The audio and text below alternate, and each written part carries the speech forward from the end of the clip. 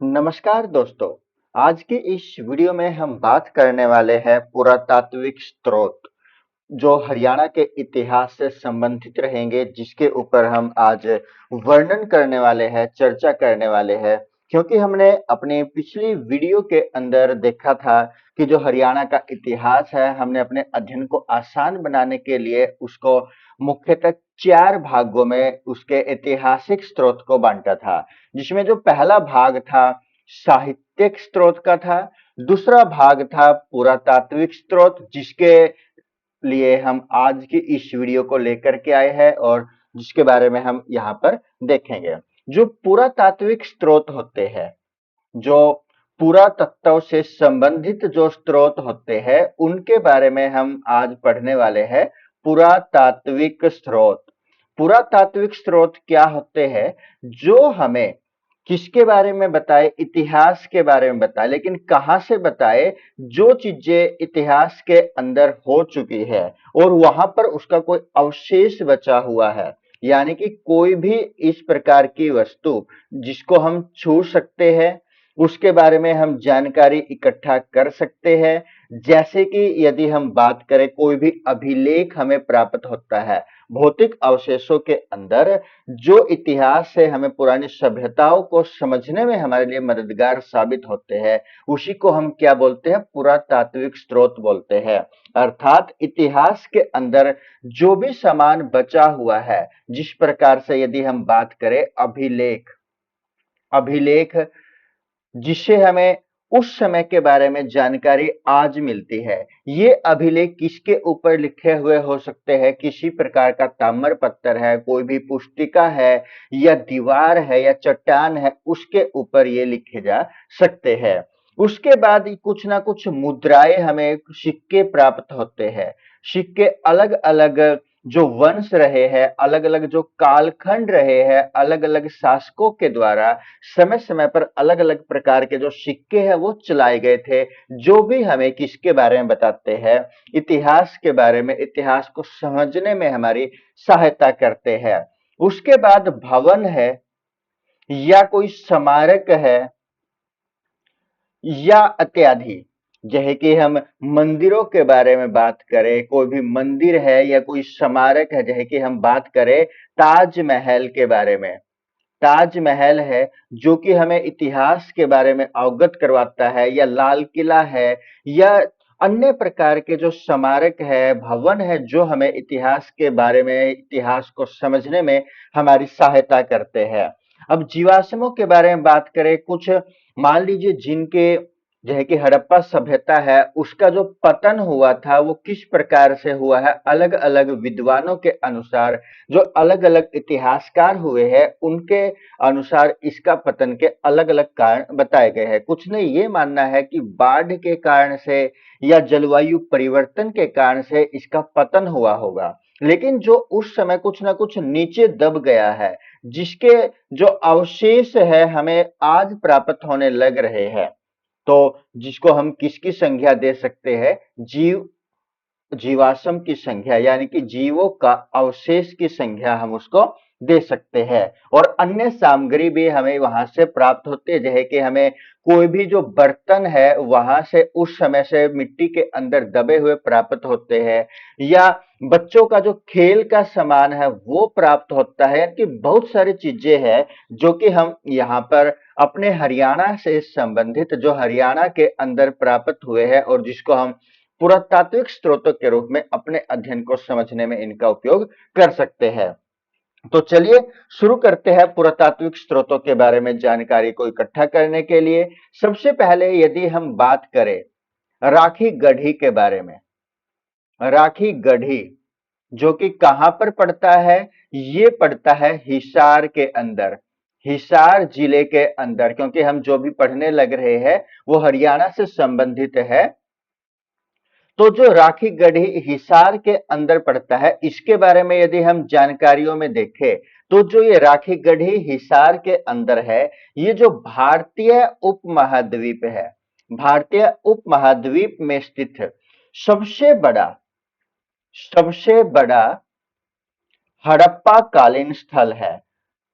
हड़प्पा कालीन स्थल, कौन सा क्या नाम है? राखी गढ़ी है, जो कि हरियाणा के अंदर स्थित है, हरियाणा के हिसार जिले में स्थित है।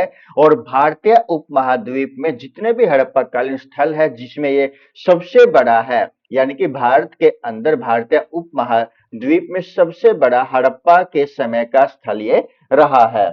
इसकी विशेषता क्या है? राखी गढ़ी की विशेषता क्या है कि यहाँ पर जो सड़कें प्राप्त हुई है, जो इतिहास के अंदर या पुरातात्विक स्रोतों के अंदर जिसका अध्ययन किया जाता है, वो सड़कें किस प्रकार की है?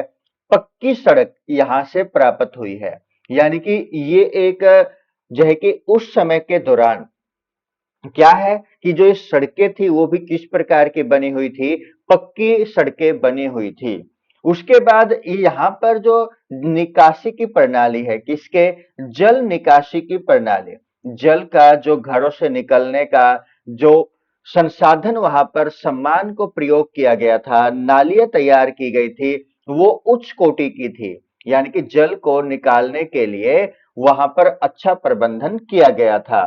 उसके बाद यहाँ पर अन्न को भंडार करने के लिए, यानी कि जो वहां पर अन्न उगाया जाता था, उसके भंडारण के लिए भी अलग अलग प्रकार के जो साधन है उनका प्रयोग किया जाता था। इस प्रकार से राखी गढ़ी से हमें पक्की सड़कें, जल निकासी प्रणाली और अन्न भंडार उच्च कोटि के प्राप्त हुए हैं। इसके अलावा इस राखी गढ़ी से बहुत सारी जो मोहर है, यहाँ से प्राप्त हुई है।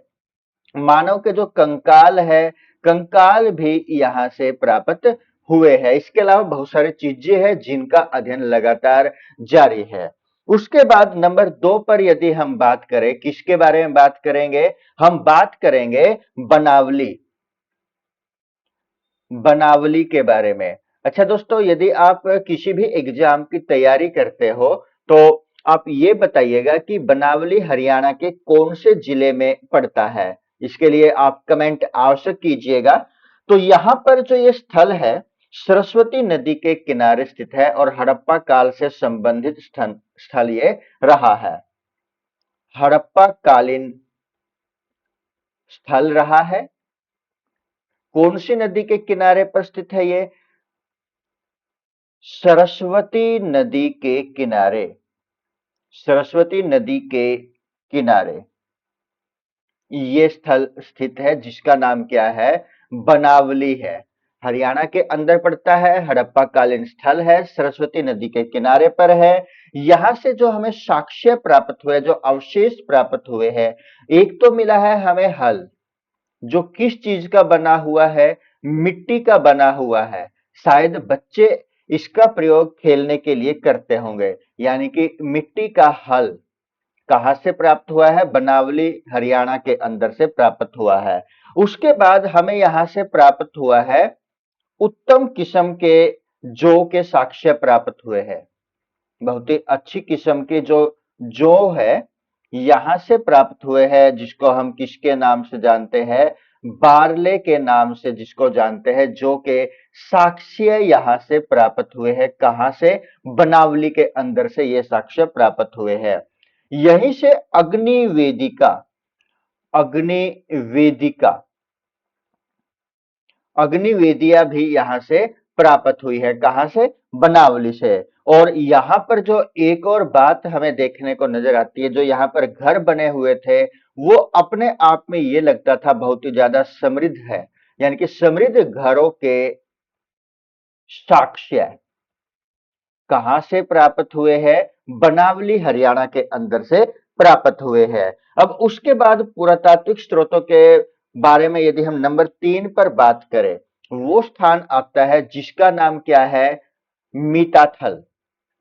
क्या है? मीताथल। मीताथल ये भी कहां पर पड़ता है? हरियाणा का एक जिला है जिसका नाम क्या है? भिवानी।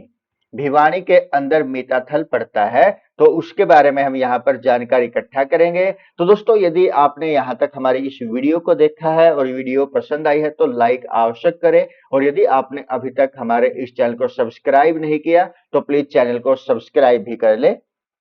तो जो ये मीठाथल है, हरियाणा के भिवानी जिले के अंदर स्थित है।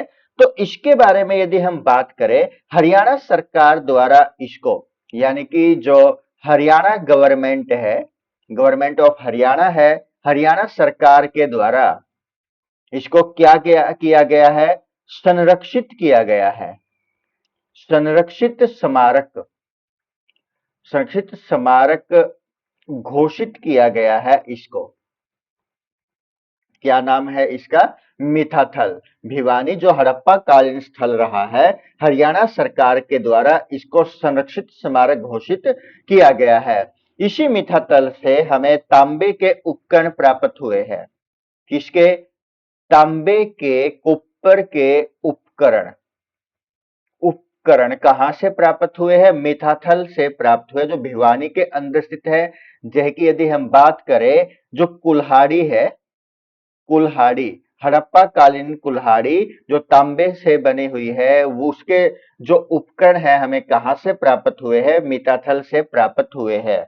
उसके बाद जो हड़प्पा काल के अंदर जो बर्तन थे, मिट्टी के बर्तन भी यहां से प्राप्त हुए हैं। मिट्टी के बर्तनों के जो साक्ष्य है वो भी कहां से प्राप्त हुए हैं, मिठाथल से प्राप्त हुए हैं। दोस्तों मिट्टी का हल कहां से प्राप्त हुआ था, कमेंट करके बताइएगा।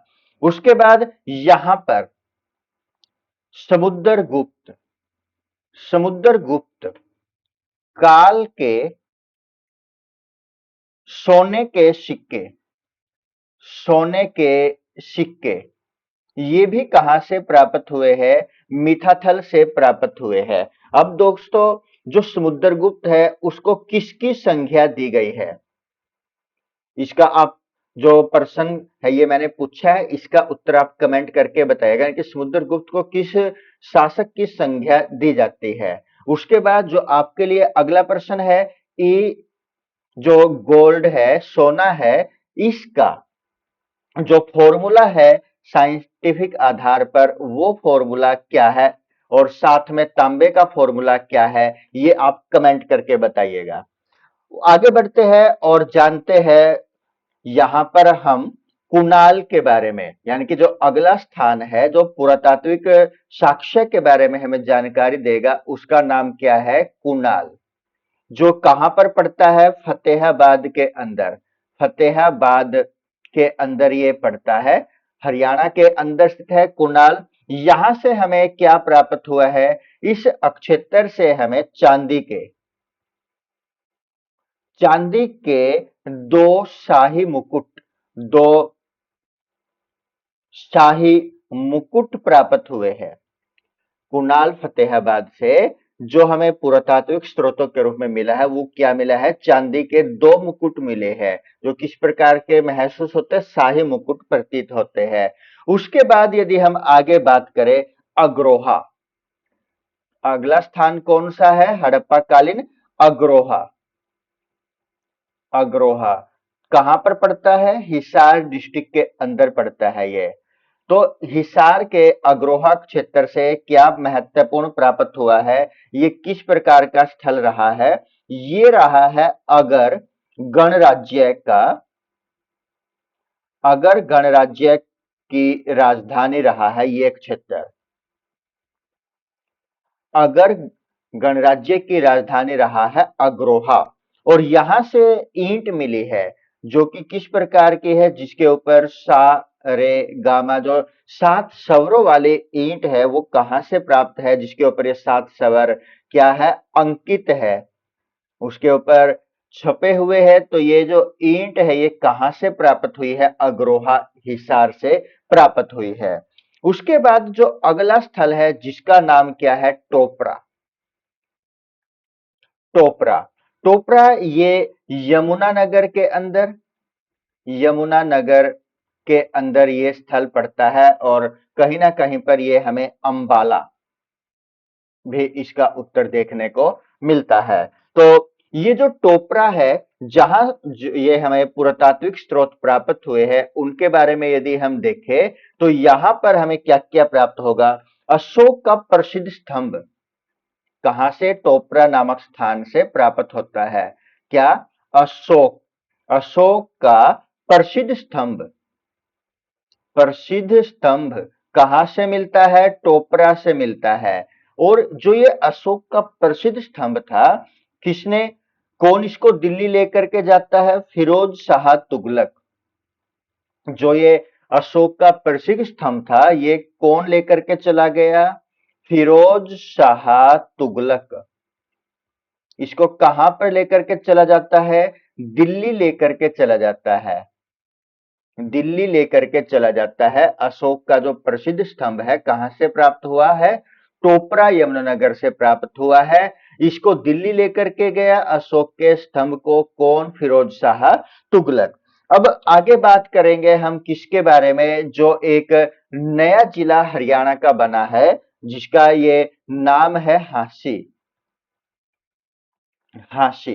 तो हांसी के अंदर से हमें पृथ्वीराज द्वितीय से संबंधित अभिलेख प्राप्त होते हैं। कौन सा जिला बना है, ये आप कमेंट करके बताइएगा। हरियाणा का कौन सा जिला हांसी बना है और किस जिले से अलग होकर के ये बना है? तो जो हांसी है, यहां से जो पृथ्वीराज द्वितीय है, उससे संबंधित यहां से अभिलेख प्राप्त हुए हैं। कहां से? हांसी से। तो दोस्तों, आपको ये जानकारी हमें हमारी है किस प्रकार की लगी? जो हरियाणा के जो पुरातात्विक स्रोत है, उनके बारे में कुछ जानकारी यहां हमने देने की कोशिश की है। तो दोस्तों, आप कमेंट करके ये बताइएगा कि ये वीडियो आपको किस प्रकार की लगी, इसमें क्या कुछ खामियां रहती है। यदि आपको कोई पॉइंट गलत लगता है तो वो भी आप कमेंट करें, ताकि हम उसको सुधार सके। साथ में यदि दोस्तों आपने अभी तक हमारे इस चैनल को सब्सक्राइब नहीं किया, तो प्लीज दोस्तों आप इस चैनल को सब्सक्राइब कर ले। धन्यवाद दोस्तों। जय हिंद।